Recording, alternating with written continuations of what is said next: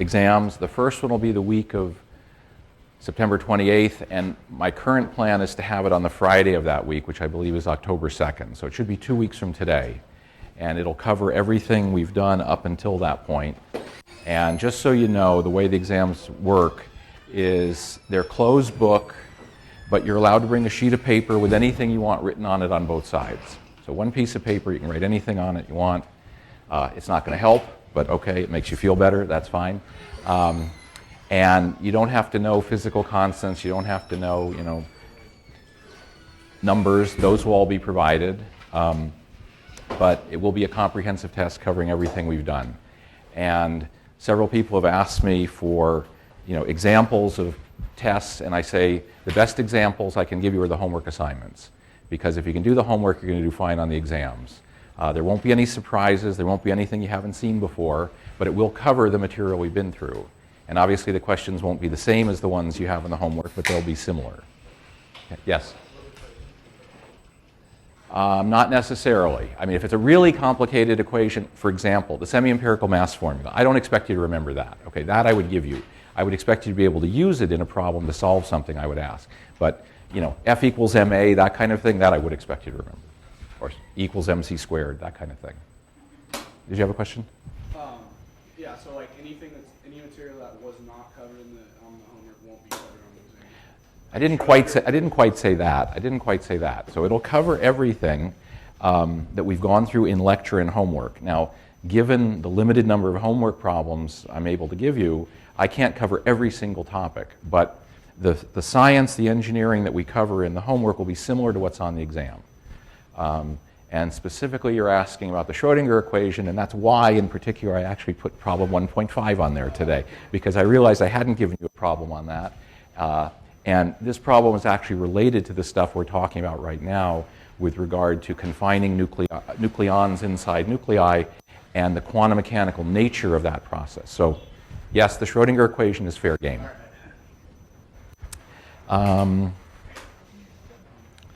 Okay, so you're picking up last week's homework, which is great, and turning in this week's assignment. There'll be a problem session after the lecture. And this is the new homework assignment for next week, okay?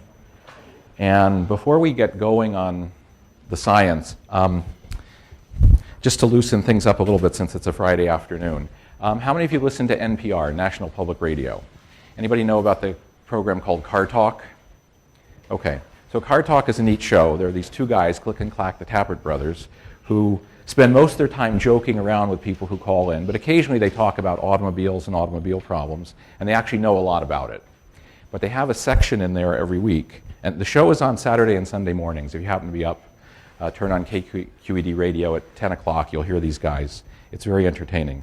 But they have a section in it called The Puzzler, and it's a brain teaser that either they come up with or callers come up with every week. And they're very interesting problems, often having to do nothing with the automobiles, but often having to do with math and occasionally physics.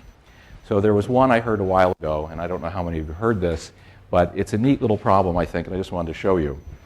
So the problem is there's a house. It's a 2-story house. And on the first floor, there is an electrical panel, electrical switch. There are 3 switches here, okay? One of them is connected to a light bulb on the second floor, but only one of them. The other 2 aren't connected to anything. Now, you're standing on the first floor here, and you cannot see the light bulb, okay? And the problem is, before you go upstairs and actually inspect the light bulb, you're allowed to do whatever you want with these 3 switches. You can turn them any which way you want, do whatever you want. After you're done playing with them, you get to walk upstairs and inspect the light bulb, and based on your observations and what you've done down here, try to figure out which of those 3 switches is actually controlling the light bulb. How many people have heard this before? Okay, so don't give us the answer. For those of you who haven't heard it, think about what you could do down here to help you figure out which one of them is controlling the light bulb. What would you do? And the hint is it involves a little tiny bit of physics. Nah, that's cheating. That's cheating. No, we're not going to cheat. We're going to use our intelligence and the little.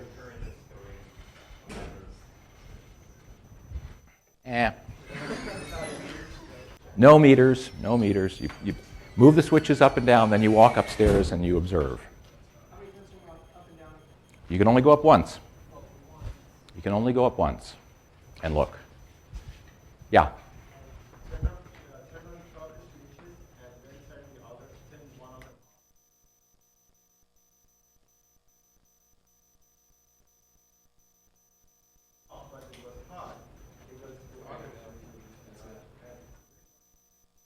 Very good, very good, very good. You understand that? So the variation I have is a little bit different, but it's along the same lines. So you turn this switch on and you leave it on for a minute. You turn it off. Then you turn the middle one on and then you go upstairs, okay? In the way I've done it, if the light bulb's on, it's obviously the middle switch which is doing it. If the light bulb is off and cold, then it's this one, because I never did anything with it. If the light bulb is off and warm, it's this one because I had it on long enough to warm it up, okay? So a little bit of physics, a little bit of thinking. Think about this, because I mean, a lot of the problems we deal with require the same kind of logic. And I'll bring in more of these as we go along. And this is an easy one. This is to warm me up. I'll give you some harder ones later. Okay. And if you come up with ones, bring them in. They're always fun. Okay. So back to nuclear science and engineering. Okay. So on Wednesday, when I wasn't here, you had a discussion that included a lot of talk about the deuteron. And the reason we spend a lot of time on that is it's the simplest possible nucleus, and there's a lot of physics going on there. And you saw this diagram before, and the idea was that we can try to use the Schrodinger equation and the quantum mechanics we've had to understand why the deuteron has some of the properties it does. And we draw a potential initially that looks like the ones you've seen before, namely a square well with a finite boundary at a distance r from the origin and a fixed attractive potential minus V0. That's the simplest problem we can deal with, and we've already gone through the solutions of that. And what you saw on Wednesday were some ramifications of that kind of potential for the bound state of a neutron and a proton, namely the deuteron. But you can use the same model to understand a little more complicated system, which is what happens if you shoot a neutron at a proton. So you have a free proton, or you have a hydrogen atom, and you shoot a neutron at it, and you try to understand what happens in that scattering process. Okay, so it's not a bound state anymore. It's a free proton and a free neutron interacting. And that complicates things. So if you look at what we would call low energy neutron-proton scattering, and by low energy in this context, what I mean is less than about 10,000 electron volts, 10 keV. If you do the experiment and measure the cross-section or the probability, and remember what we're talking about here is just elastic scattering. So it's like billiard balls bouncing off each other, and you measure the cross-section or probability for that to happen. What you find experimentally is that the cross-section for very low energies below about 10,000 keV, 10,000 eV rather, the cross-section is essentially independent of neutron energy, and it's equal to approximately 20 barns. We'd like to understand that and see what information that provides to us. So that's the experimental fact. If you shoot a neutron at a proton, the scattering cross-section is 20 barns. If you go back to that square well potential that I just removed from the slide, and use the fact that the deuteron is bound by 2.2 MeV, you know what the radius is from solving the Schrodinger equation and balancing the boundary conditions. And we have an estimate for that potential of about 40 million electron volts. You can calculate what this cross-section ought to be if this system, the free neutron and proton, behaved the same way the deuteron did. And the answer you get from solving the Schrodinger equation, which I'm not going to go through, but if you want, there are textbooks which do the derivation, the cross-section turns out to be 4.6 barns, okay? But experimentally, it's 20 barns. And so the question is, why is it so different? Why is the deuteron telling us the wrong thing compared to neutron-proton scattering? And the reason has to do with one of the complications of the nuclear force, namely that the nuclear force depends on spin. And this is a nice demonstration of it. So remember, in the deuteron, what you saw on Wednesday was that the deuteron has spin 1. So the neutron and proton have their spins parallel to each other in the deuteron. The opposite case, the one where the spins are anti-parallel, turns out not to be bound. There is only one bound state of the deuteron. It's the ground state, and it's the one where the spins are parallel. So in the deuteron, we're restricted to having the neutron-proton spins in the same direction, but in this scattering process, I'm not restricted to that. In principle, the neutron and proton can have their spins in arbitrary relative orientations. So I could have the case where the neutron and proton have their spin parallel when I'm scattering, or I could have it in the opposite sense. Now remember, if I have spin 1, meaning the neutron and proton have their spins parallel, there are 3 z projections of that total spin s. +1, 0, and -1, okay, for the total spin of this system being 1. That's called the triplet state, because there are 3 separate z orientations possible. Whereas the singlet state only has one possibility. The total spin of that system is 0. The only projection of z that's possible is 0. So if I'm scattering and I have what we would call unpolarized neutrons and protons, meaning the spins are randomly oriented, if you think about it, there are 4 possible combinations of the spins.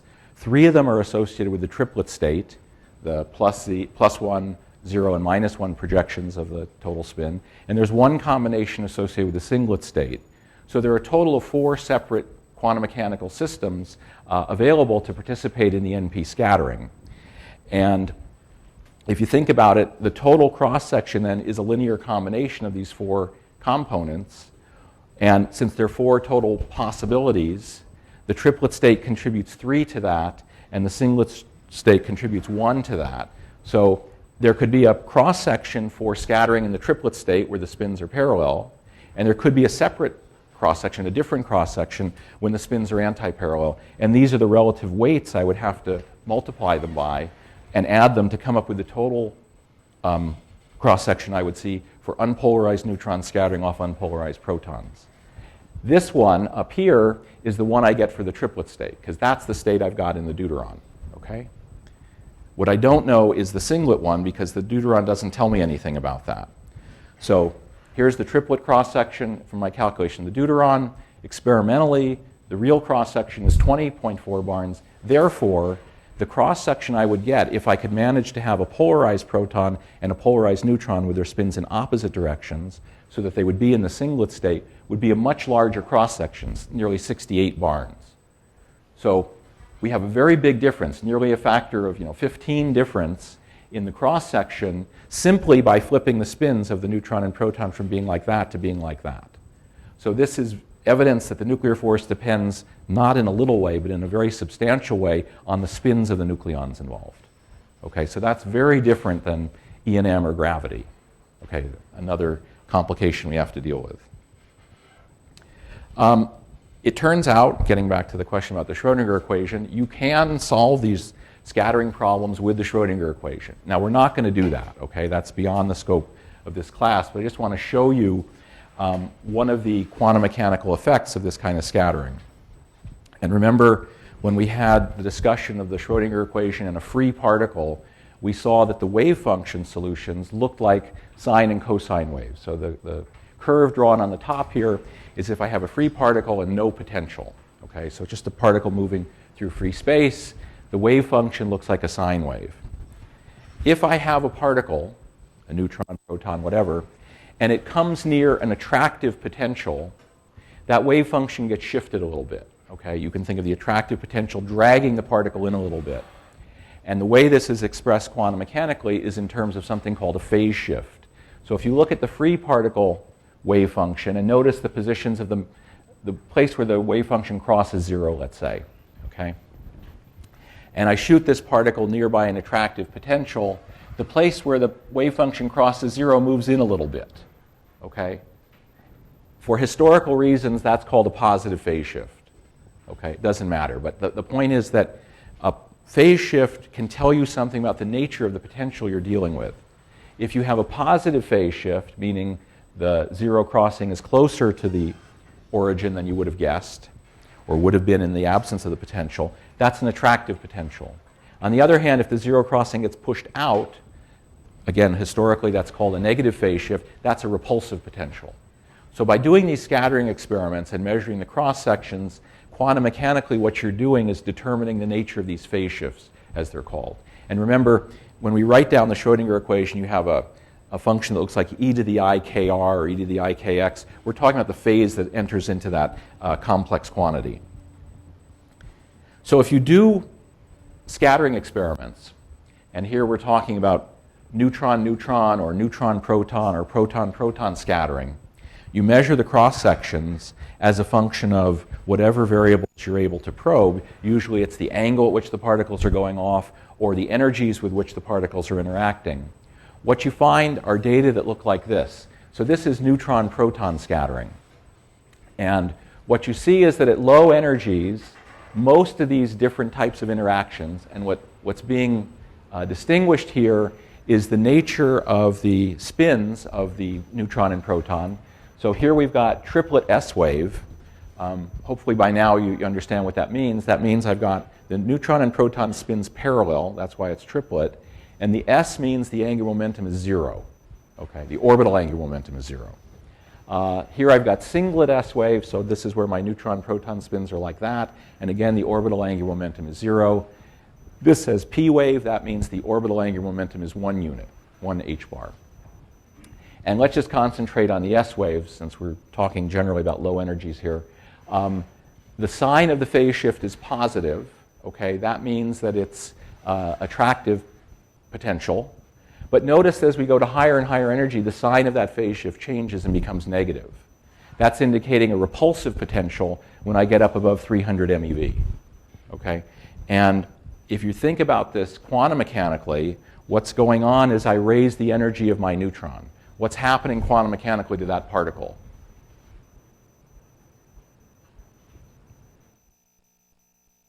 Remember, we think of the particle as having a wave-like character as well as a particle character. And what happens to the wave nature of it as I raise the energy? The wavelength's getting shorter and shorter. Remember, the wavelength goes as h over the momentum. And so as the momentum and energy go up, the wavelength gets shorter. That means that the neutron is sensing or able to sense things on shorter and shorter distance scales. Okay? And so when I get to high energies, it's able to sense what happens at very short distances between the neutron and proton.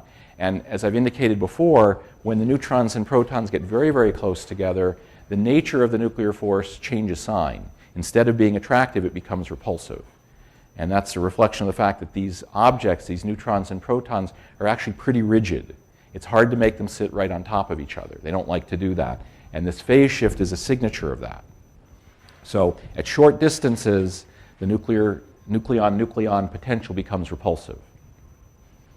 Again, a complication that we haven't seen before. And these are some representative potentials that people have figured out from scattering experiments and also studying bound states. And the idea is that the form of the potential and the sign of it depends first on where you are in space, how far the neutrons and protons are apart from one another, and secondly, the nature of the spins. That is, whether the spins are parallel or anti-parallel, and what the orbital angular momentum is. So you can see that this force is really complicated. Okay? It depends on the separation of the particles, it depends on their spins, it depends on their orbital angular momentum. It's a mess. In fact, it's so complicated, no one has been able to solve it exactly. Okay? For anything but the simplest systems like the deuteron. If we go talking about carbon-12 or something like that, we don't have a theory right now that allows us to take from first principles the nuclear force, put it into Schrodinger's equation, and solve it exactly. So there are various approximations we have to make. And the first one we did was the square well, and we've seen the shortcomings of that. We're going to get a little bit more sophisticated today, and we'll come to what's called the shell model, and we'll begin to see how well that approximates what's seen experimentally. But the nuclear force is just a very complicated thing. In addition to the nature of the potential, we can learn some other things from these scattering experiments. And I alluded to this earlier, that you can do experiments with protons on protons. You can do experiments with protons on neutrons. The neutron-neutron scattering is a little harder to do. Why is that? Why is that a hard experiment to do?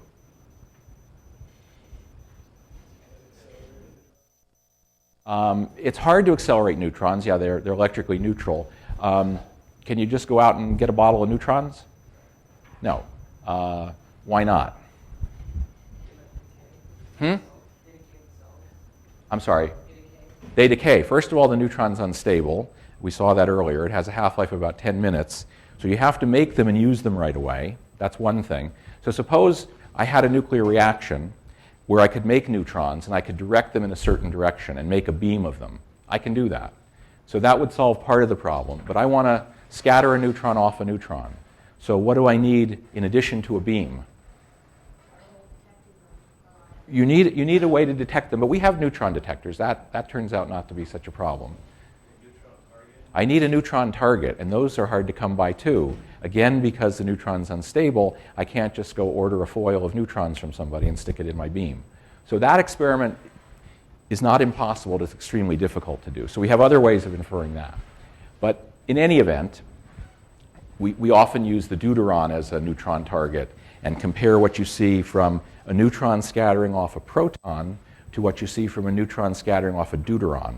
And the argument is, well, the deuteron has a proton and a neutron bound together. If I understand what happens when a neutron scatters off a proton, I can subtract that away in some sense from what I see from a neutron scattering off a deuteron and figure out what happens with a neutron on a neutron. Okay, so with all that background, what people have found is that through these scattering experiments, it turns out that the interaction between two protons is the same as the interaction between two neutrons.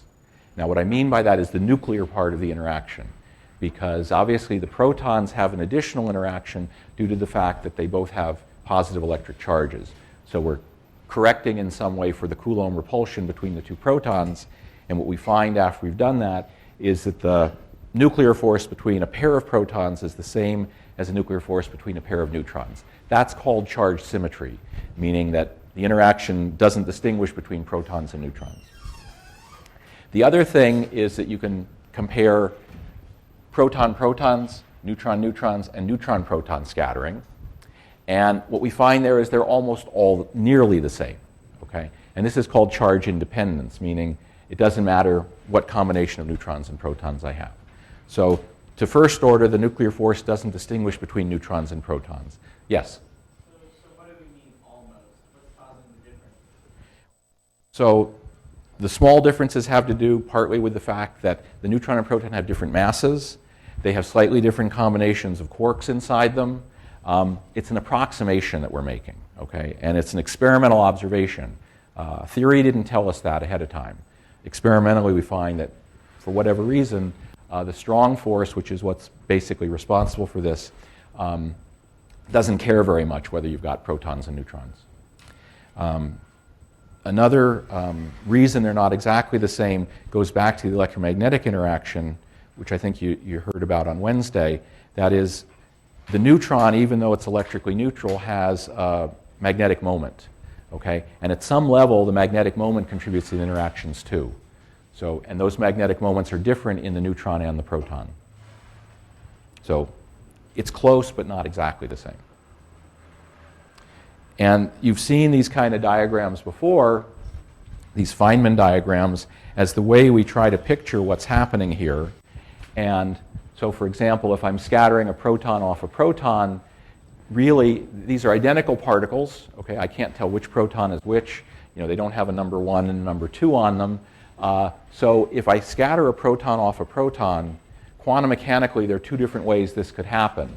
I could have a proton coming in from left to right and turn around and go back this way. And I could have another proton coming in from right to left and turn around that way. And in the end, I have two protons moving off back to back like that.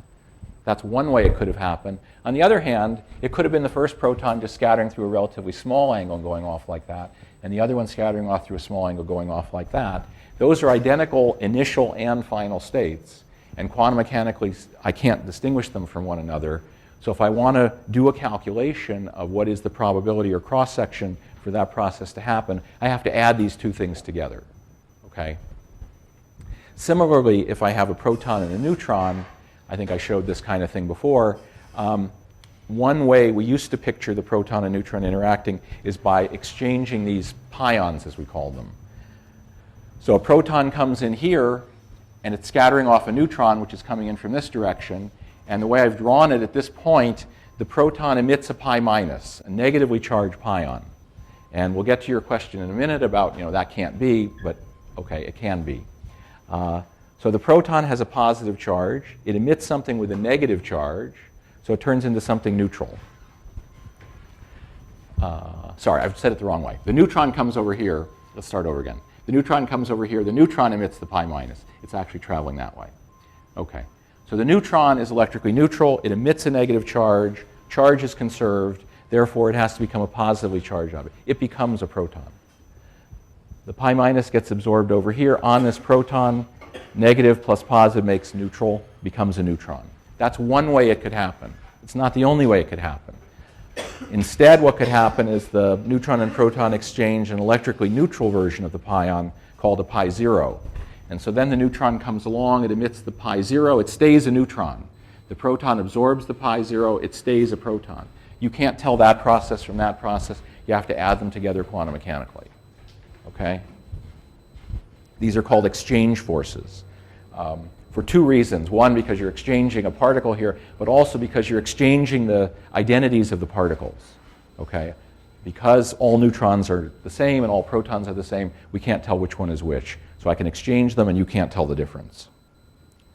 Okay, so how does this exchange process happen with a pion? So if you go and look in the back of the book, you'll find that a pion, it's a real particle. We can make them, we can study them. And it turns out they have a rest mass energy of about 140 MeV over c squared. Okay, it's a fairly heavy object, more than 200 times the mass of an electron. Okay, and what I'm telling you is that a neutron turns into a proton and a pi minus.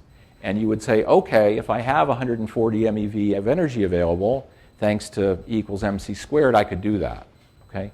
But in a nucleus and in these low energy scattering experiments, I never have 140 MeV. So classically, that process can't happen. And again, the way it does happen is through the uncertainty principle. And these particles, which are being drawn in these diagrams like this, these guys, here and here, here and here, these are called virtual particles, okay? Meaning they aren't real, okay? This is a way of us thinking about it. It may or may not actually happen that way.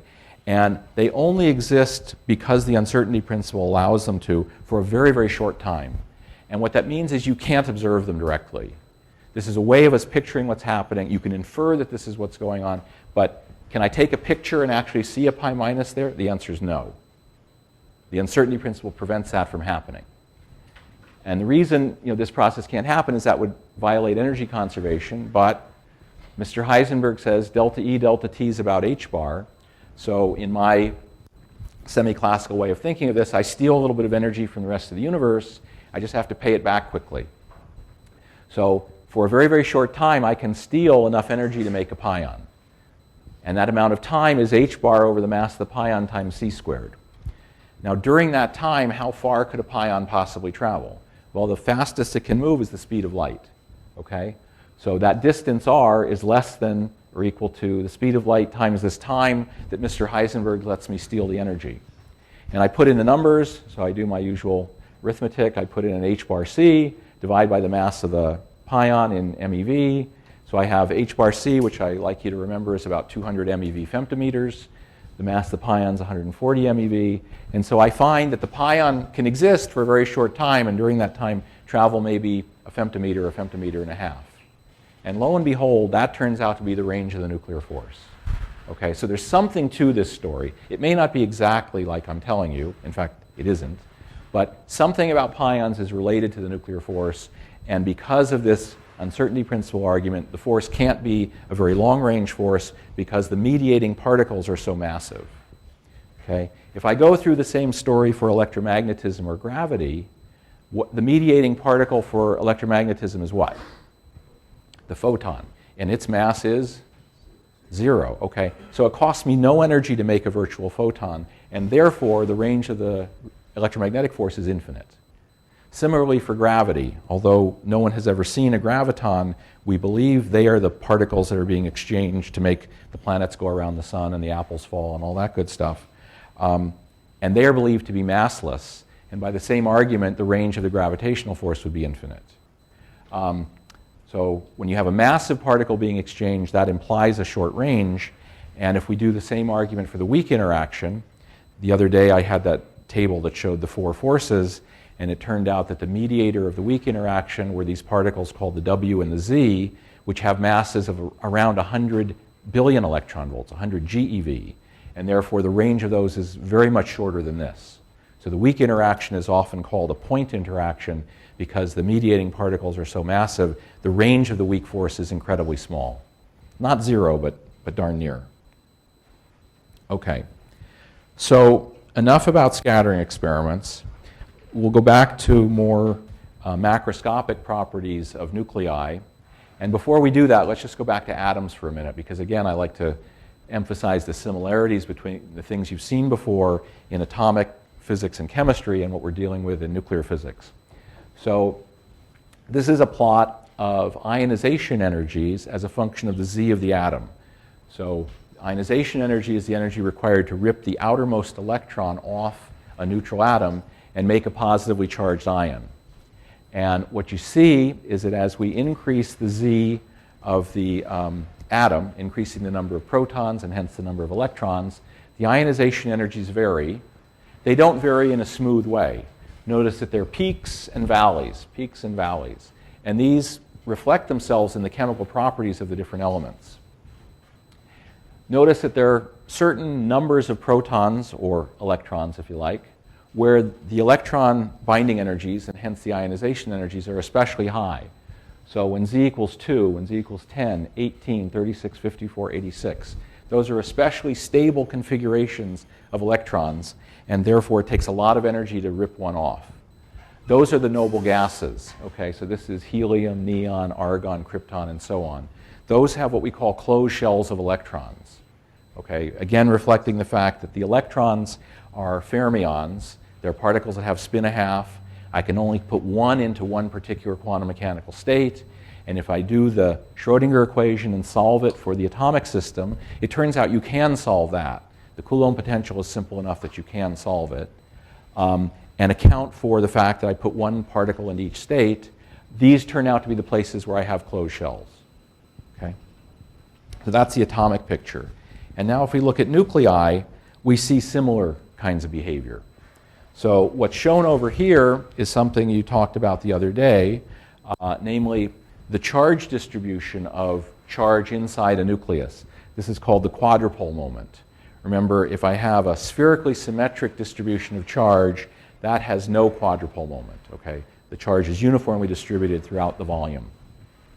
On the other hand, I can have nuclei which are not spheres. It turns out we'll see we have nuclei that look like cigars or footballs or other weird shapes. Those objects have quadrupole moments, meaning the charge is not uniformly distributed in space. And I can measure that quadrupole moment, that's what's being plotted vertically here, as a function of the number of, in this case, it's odd nucleons in the nucleus. Okay? And what we see is, again, there's structure in it. But notice there are places where the quadrupole moments get very, very small, very near zero, okay, around certain numbers. So 18, 20, 28, 82, 128, 6, and so on. The quadrupole moments get very small, indicating, okay, now I've got something that's very nearly spherical. That's one hint. I can also look at Q values for alpha decay. That's what's being shown in this upper plot. So in this case, these are all different isotopes of the element radon. What's being plotted on the horizontal axis in that upper plot is the neutron number of the radon isotope. And what's being plotted vertically is the energy of the alpha particle, which is emitted by that particular isotope. And notice as I start over here on the left with neutron number 114, and I gradually add neutrons, the Q value for the alpha decay gradually goes down. Now, why would you expect that that should happen? Why, if I've got radon, radon, as I recall, is Z of 86, okay, and I'm adding neutrons to it, why would you think, perhaps, that the Q value for alpha decay would go down? What's going on as I add neutrons to this nucleus?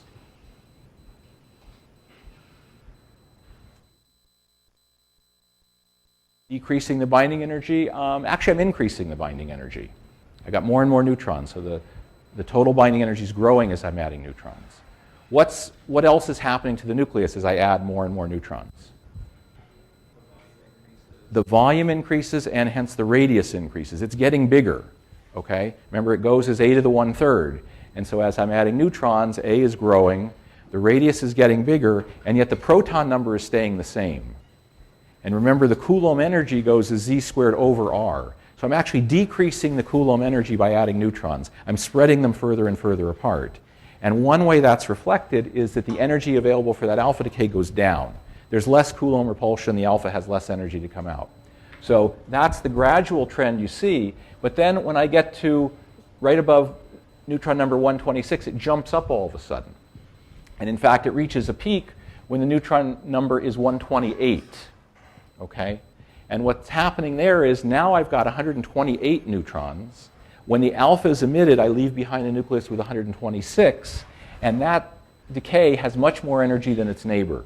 That's again a reflection of the fact that I've got a closed shell. And when I decay from 128 to 126, I'm reaching that closed shell. That's a much more tightly bound system. The alpha, therefore, has more energy. So this kind of abrupt change in some smooth trend is an indication of a shell effect. So that's one. Another one has to do with, these are plots of neutron capture cross-sections. So you had a homework problem a while ago about shooting neutrons at a target and having the neutron be absorbed by that target. So in this case, what we're doing is we're shooting neutrons at a variety of targets of different z's and n's. And what's being plotted here is the neutron number. And this is the cross-section, or the probability for that process to happen, as I vary the z and n. And what you see for most of the data points is a sort of smooth trend that the cross-section grows for a while and then reaches kind of a plateau. But there are particular places, like here and here and here and here, where the neutron cross-sections are especially small, meaning those nuclei don't like to have another neutron added to them. And it turns out the numbers where these correspond to are 28, 50, 82, 126. Again, reflections of closed shells. I've got a stable configuration of neutrons. It doesn't like to have another neutron added to it. And similarly, this is a plot of nuclear radii varying as a function of neutron number. And again, you see smooth trends and then an abrupt break in that. Smooth trends, abrupt break. Again, a reflection of these magic numbers, which apply to both neutrons and protons. So there's lots and lots of evidence for shell structure in nuclei. And when we were talking previously about semi-empirical mass formula, we didn't know anything about shell structure. We assumed everything was a smooth function of z and n. And this is telling us that's not quite true. And another reflection of that comes from looking at separation energies.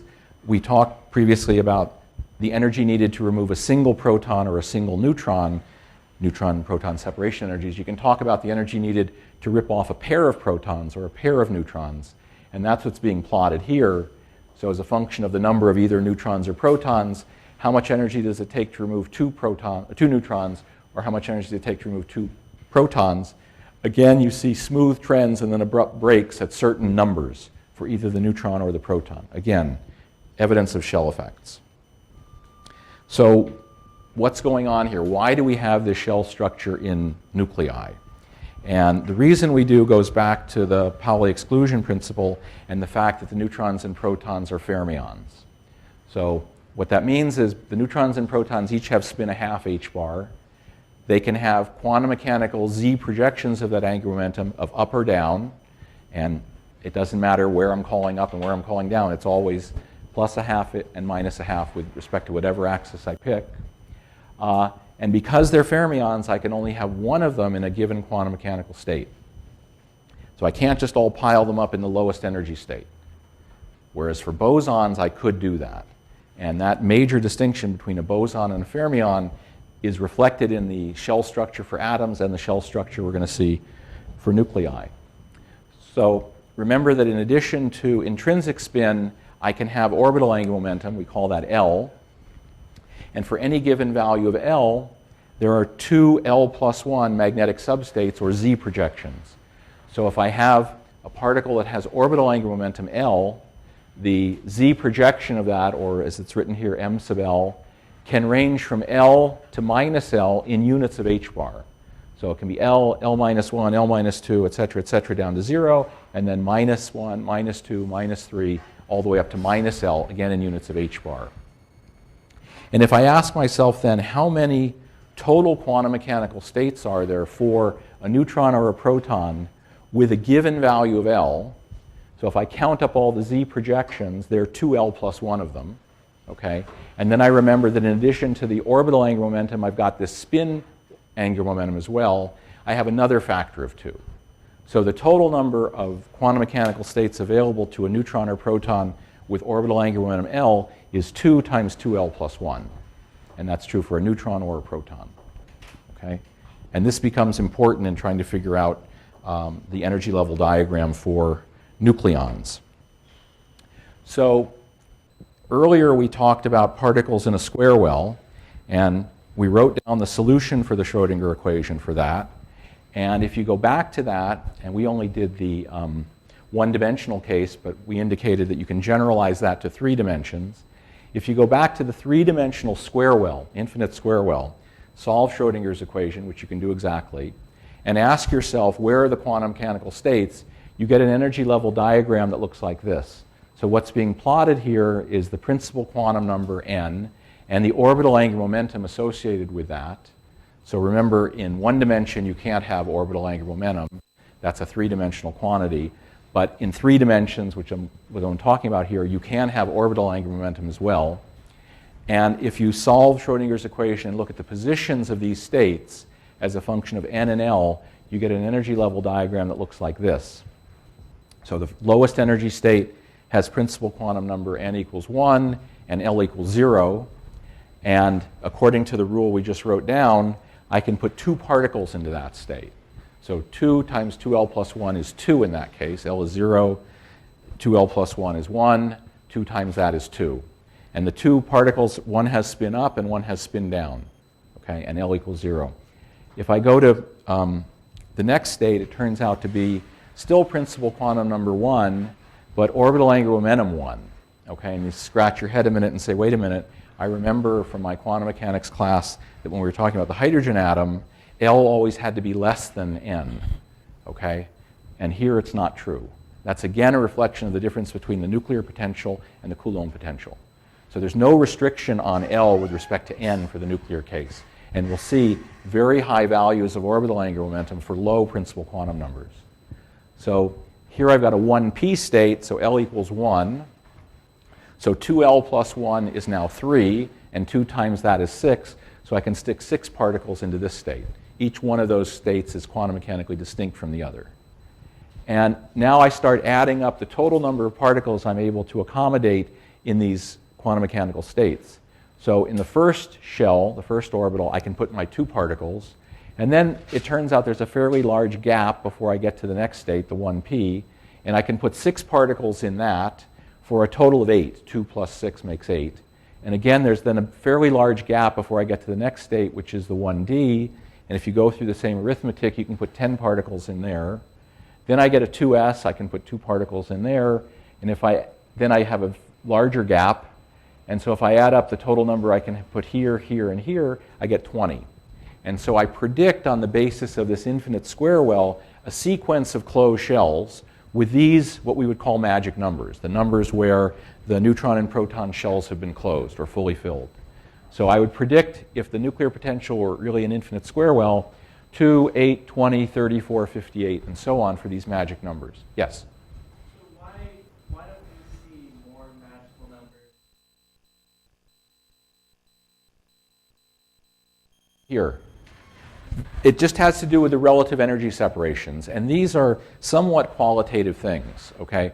Because you're going to ask me, how far apart are these compared to that? And we can go back and solve the infinite square well and figure it out. But depending on the separations, the magic numbers will be better or worse. Okay? We'll see this later on. So for example, when we talk about the real shell model, there are major shells where we really have large separations between given energy levels. And then there's so-called minor shells where the separation is larger than normal but not as big as between the major shells. And those are often called minor subshell closures. So it's a somewhat qualitative thing. There isn't a clear-cut answer to that. You always have more stability when you filled a given shell, even if it turns out not to be a major shell. Okay, so as soon as I get, let's say I fill the 1d shell here, that would be a more stable configuration than if I had one odd neutron or proton there. Okay, or if I had, let's say, 8 protons there instead of 10. The fact that I've closed it does help the stability. Okay, the infinite square well is not a very good approximation to reality. A better approximation is the harmonic oscillator, and although we didn't solve it explicitly in class, there's a discussion of how to do that, and again, that's a problem that can be solved exactly because the potential is simple enough. And if you grind through the Schrodinger equation for the three-dimensional harmonic oscillator, you end up with a prediction for a set of states that look like this. Again, you have, in this case, spacings that indicate I can put 2, 8, 20, 40, 70, and so on before I fill particular orbitals. Now, if you go back to the slides I showed a minute ago for where the magic numbers appear to be experimentally for nuclei, these first three are right on the money. So 2, 8, 20 look exactly like the places where we saw breaks in those nuclear radii, breaks in the neutron capture cross-sections, breaks in the Q values for alpha decay.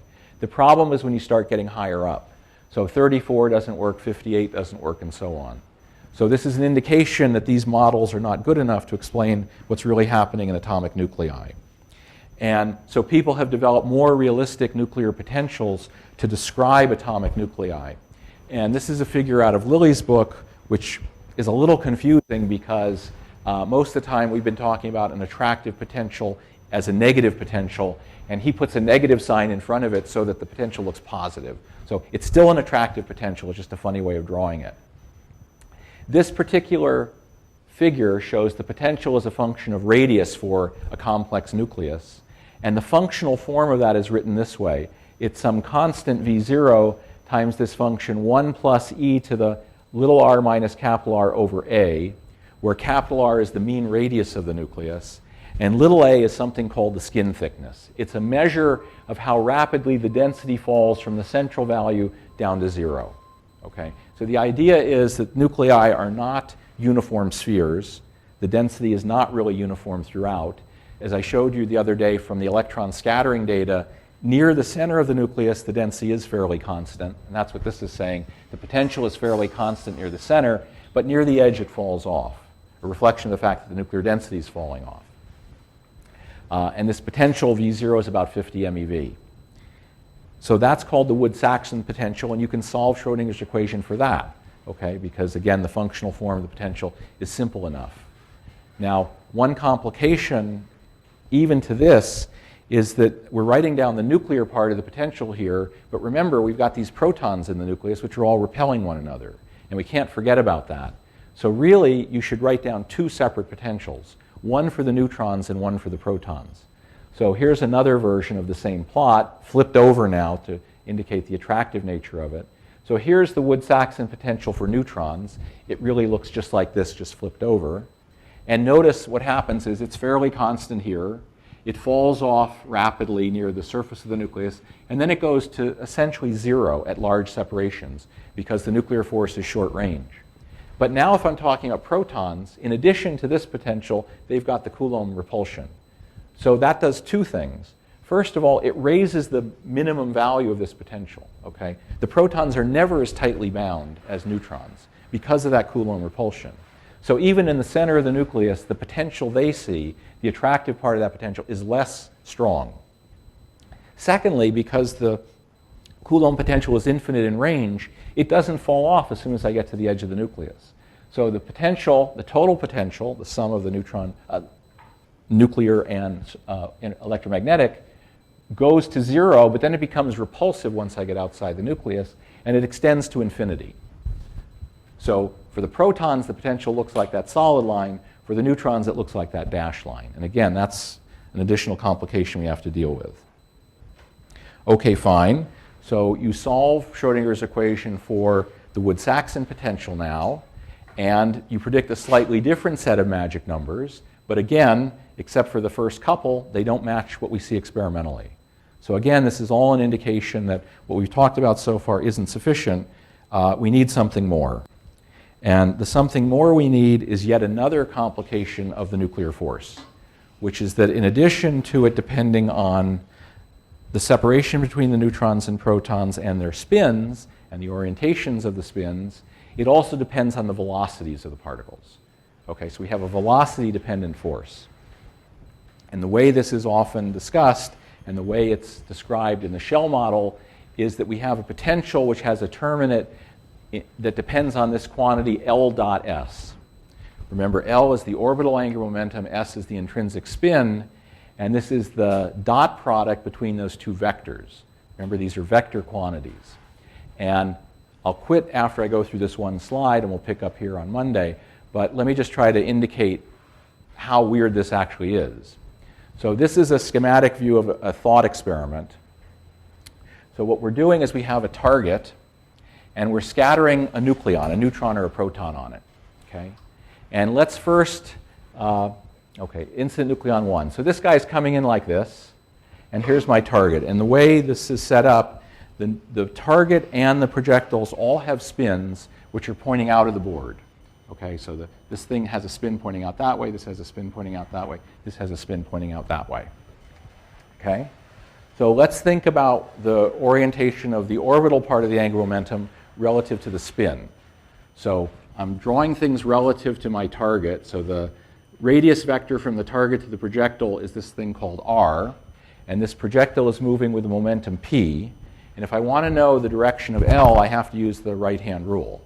Okay, so I take my right hand and I put it in the direction of the radius vector from the target to the projectile. I rotate my hand in the direction of the momentum, which means like that. And so the orbital part of the angular momentum for that particle points into the board.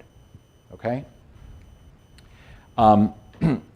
Now, the spin, so the orbital L is pointing into the board. The spin, I said, was pointing out of the board by definition.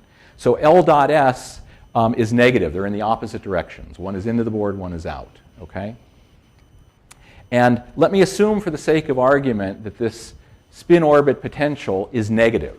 Okay, I don't know that ahead of time, but just assume it's negative. So I have a negative potential, which would be attractive, but L dot S itself is negative. So minus times minus is plus. That would lead to a repulsive kind of interaction. And what that would mean is the projectile would be pushed away from the target and move along a trajectory like that. Okay, if I assume that the spin orbit potential were negative. Okay, I go through the same argument for the particle coming on this side of the nucleus. Okay, so the only difference is in one case it's approaching it on the left side, here it's approaching it on the right side. But the velocities are the same, everything else is the same. So I do the same thing. Here's r, here's p. Now the angular momentum, the orbital angular momentum of that particle relative to the target is pointing out of the board in the same direction as the spin. So L dot S is now positive times a negative potential. That leads to an attractive force. So now the trajectory looks like this. So simply depending on the orientation of L and S, I end up with a different sign for this interaction. In one case it's positive, one case it's negative. Okay? That's a real complication that we haven't dealt with before. So we've got a force that depends on separation, we've got a force that depends on spin, now we've got a force that depends on velocity. Because if you go back through it, L is proportional to the linear momentum, which is proportional to the velocity. So it's another reflection of the fact that nuclear force is a whole lot more complicated than what we dealt with before, and we really have to use approximations to understand the implications of this. So we'll pick up here on Monday, and we'll then see how this affects the magic number predictions, and it'll turn out we get much closer agreement between experiment and theory when we include this LS coupling, as it's called.